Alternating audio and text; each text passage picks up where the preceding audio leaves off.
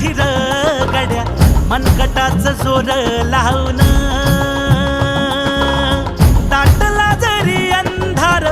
एकजूट होऊ आज दिवा देऊ तेज धावलं